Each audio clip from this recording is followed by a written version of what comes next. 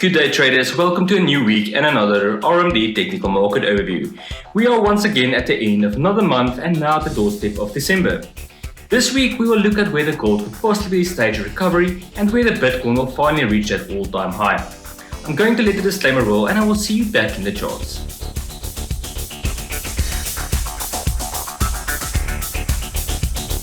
We start this week's technical market overview by looking at the US dollar to South African rand. Last week saw price mostly continuing to trade within the consolidation range, with price just briefly dipping below it to find some support from the weekly S2 and also the major diagonal support. So if price manages to recover from here, we can probably expect a retest of this weekly R1 pivot at 1543. That is also where it will meet up with the 4-hour 100 SMA, which has previously held up quite well. However, if price are able to break above that, I suspect we can then see another retest of this area of resistance at about 1565. And if and only if price can break above that, then we'll probably see price move higher towards our 4-hour 200 SMA and also this monthly S1 pivot at 1594. I believe it's unlikely that we will see price move much lower. However, if price were to break below our lower major diagonal boundary, then targets on the short side would be at 1507, that's the weekly S1 pivot, and also at 1490, which is the weekly S2 pivot. We are moving on now to the Euro USD.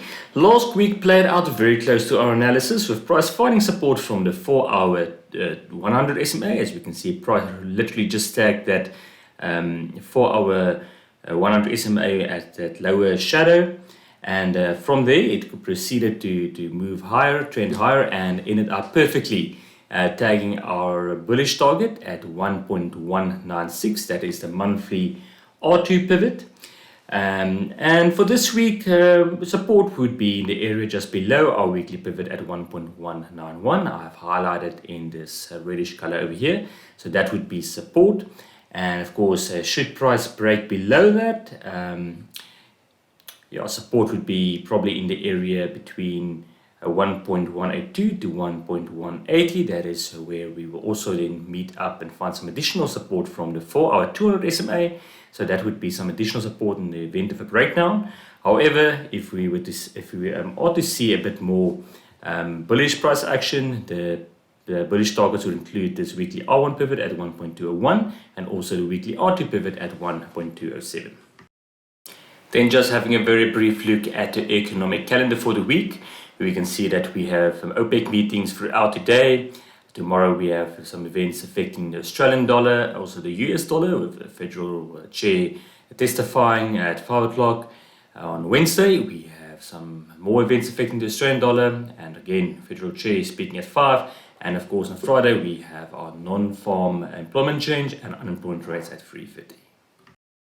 We are moving on now to GBPUSD. Last week we mentioned this flat top triangle pattern, and what happened was as soon as we saw that break from that top flat part at 1.331, we reached our bullish target that we set at our weekly R2 at 1.340. And of course, for this week, I expect a pullback towards this area between our weekly S1 pivot at 1.324 and our weekly S2 pivot at 1.318. So that would be the area to look out for a pullback. If, however, we do manage to recover from this area and get back above our weekly pivot at 1.332, that is also the monthly R2 pivot. In that case, then it's likely that we can perhaps initially retest that high at 1.340 and perhaps make a new high at the weekly R2 pivot at 1.345. I also just like to point out that our daily 100 SMA is the one that I've projected here in blue, and should we see a deeper pullback, it's likely that price can then meet up with this moving average around the 1.308 level. We are moving on now to the Australian dollar to USD. Last week saw price slowly trending upwards without much of a pullback and came just shy of our bullish target at 0.741.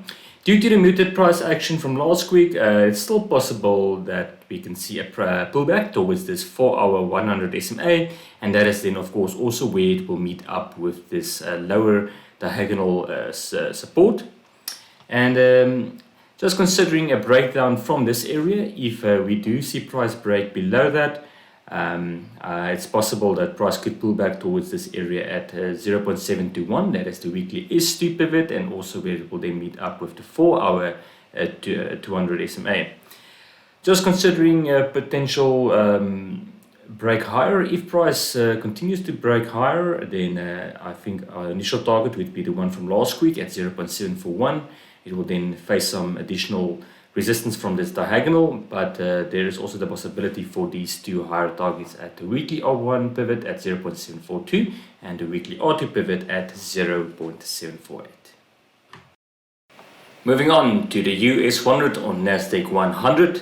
Not a lot happened in terms of price action last week, although price did manage to trend slightly higher and seems to be making its way towards this November high that we have at 12,415. Support is in the area around 11,965, with price action above the 4-hour 100 SMA, likely seeing price continuing higher.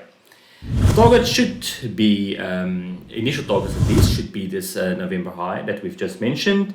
And should that be taken out, the next targets would be in the area between our weekly R2 pivot at 12,640 and our weekly R3 pivot at 12,960. So anything within this range. We can also see that we have the current month's R2 pivot at 12,742, so that could also be a good indication for an initial target should we see a break higher. We are moving on now to the Brent crude oil. Price continued to trend higher and even managed to reach our target at 48.44. That's a target that we set last week. The bullish price channel is also now well established with support at the lower diagonal. And of course, that would mean that should price pull back into this lower diagonal, it's likely it will meet up with our monthly R2 pivot at 46.23. And that is the area that I've also highlighted in red, and you can see it starts at 47.42, which is the weekly pivot, and then also concludes just below this diagonal at the weekly S1 pivot at 45.78. In the event of price finding some support from this area and moving higher, I think the targets could include the area between our weekly R1 pivot at 49.90 and our weekly R2 pivot at 51.56. And since we are dealing with Brent crude, there's always the chance of price overshooting, and that could perhaps take price as high as the weekly R3 pivot at 54.07. And just considering the possibility of a breakdown, if this bullish price channel were to break down and price were to close below our weekly S1 pivot, that could take price lower towards support between 44.15 and perhaps this weekly S2 pivot at 43.23. Moving on now to gold.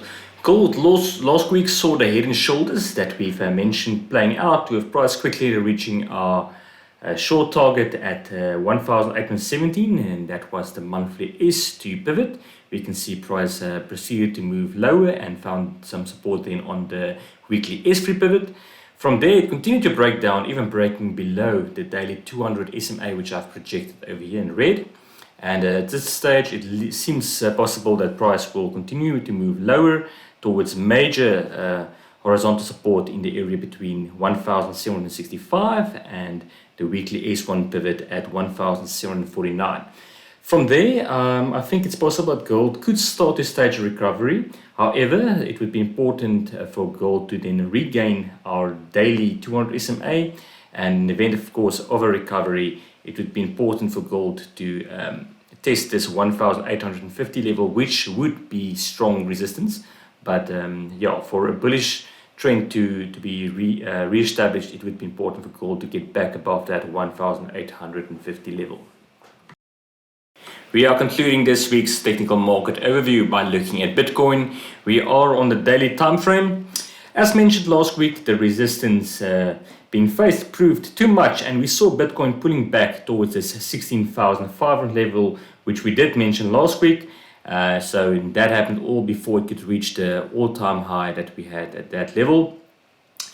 So what I do want to mention is that although we have staged a recovery, and although it's possible that we could make a new all-time high, as mentioned also last week, what happened previously, especially in 2017, after gold made an all-time high, it pulled back towards that 13,900 support level. So I just want everyone to be mindful of that.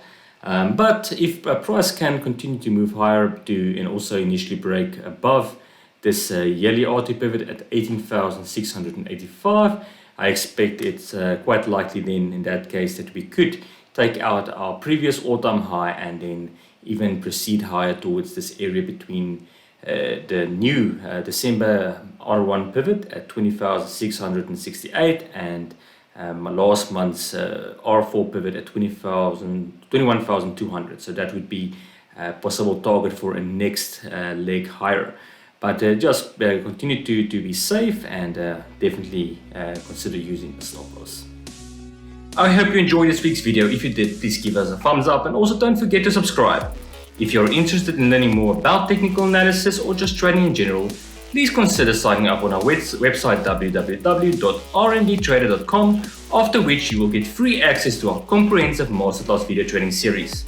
Until next time, this is John Jacobs for RMD Trader. Trade smart and trade successful.